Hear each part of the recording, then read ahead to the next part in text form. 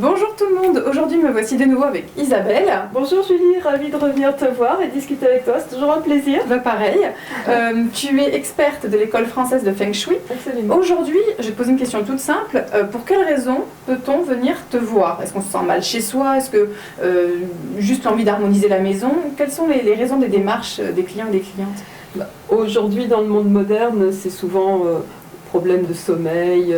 Aujourd'hui c'est le télétravail, orienter son bureau pour le télétravail, orienter son bureau pour être apaisé, pour être inspiré, pour avoir des idées, des projets.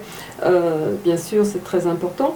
Mais il y a beaucoup de personnes, et c'est ce qui vraiment me plaît dans les études Feng Shui, je te disais, c'est l'enquête de vie des personnes qui sont confrontées à des situations où elles ont changé de maison et elles revivent la même chose. Ah, ça c'est le mystère. Le schéma qui se répète. Oui. Alors, est-ce que c'est dû à la maison, ou à la personne, ou à la famille, ou à l'ensemble? Et ça c'est fantastique. Et quand on fait l'étude sur les 2 maisons, ça peut aller jusqu'à 3 maisons. J'ai un client récemment, 3 maisons, le même problème d'inondation qui se répète. C'est le message de la vie est important. Pas au même endroit. Donc il y a un truc avec l'eau. Le message de la vie, c'est exactement ça. Il faut trouver le message que la vie veut t'envoyer. Et il n'y a rien de spirituel là-dedans, c'est la nature, c'est le ressenti, c'est ce que nous portons en nous.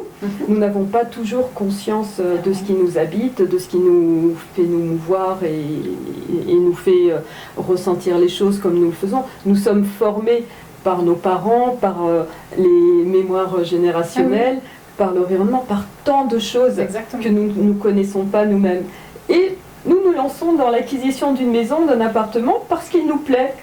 Il nous parle, et il nous parle. C'est qu'il nous ressemble. Et il y a un écho. Il y a un écho.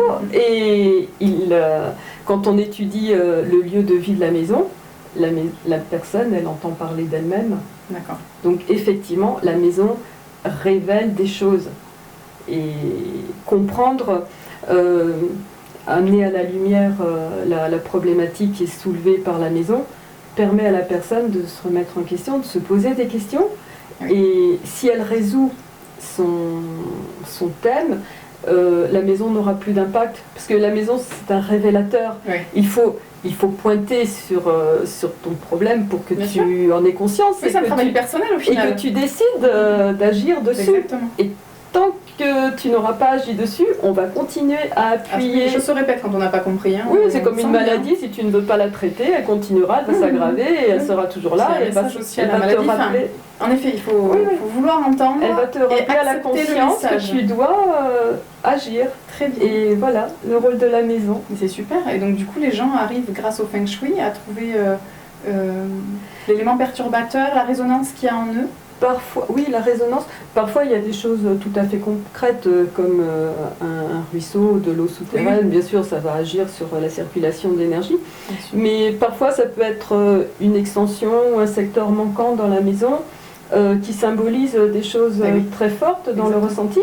Et si la personne prend conscience de cela, c'est elle qui va mettre de l'énergie à comprendre, à résoudre, à trouver des solutions. La maison aura moins d'impact. Alors bien sûr, on peut agir sur une extension, sur un manque pour adoucir la situation, si elle est vraiment difficile à vivre.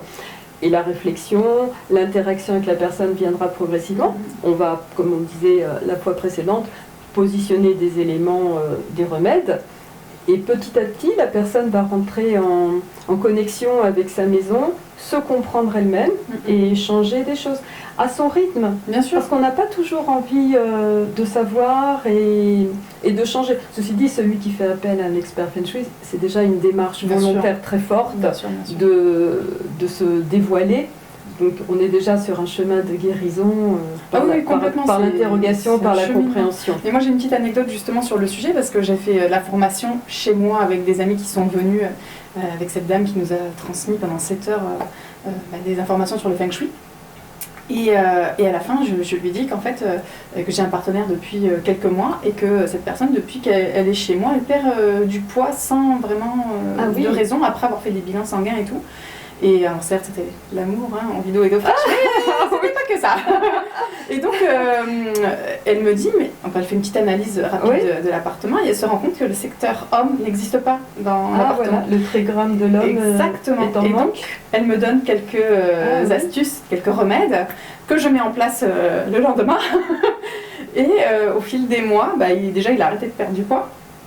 Et il a repris son poids initial. Donc voilà. Moi j'ai envie de croire que c'est le feng shui qui nous a aidés à aller bien. Quoi. Après, comme tu disais, c'est ta maison, c'est toi qui l'as choisie. Donc pour toi, donc ton trigramme de femme est sans doute, je ne l'ai pas analysé, mais ton trigramme de mère, de femme doit être très bien positionné. L'homme à cette époque-là n'avait pas d'importance. Tu n'avais pas j'avais une transition puisque j'avais divorcé. Enfin voilà, il y avait plein de choses. Quoi. Vraiment ce manque. Il se passait plein de choses. Donc en effet, c'est pour ça que j'ai déménagé depuis. J'espère qu'il y a tout, mais tout va bien en tout cas. Oui. Merci beaucoup Isabelle pour cet éclairage très intéressant. Merci à vous de nous avoir écoutés. On vous dit à bientôt. Au revoir. Au revoir.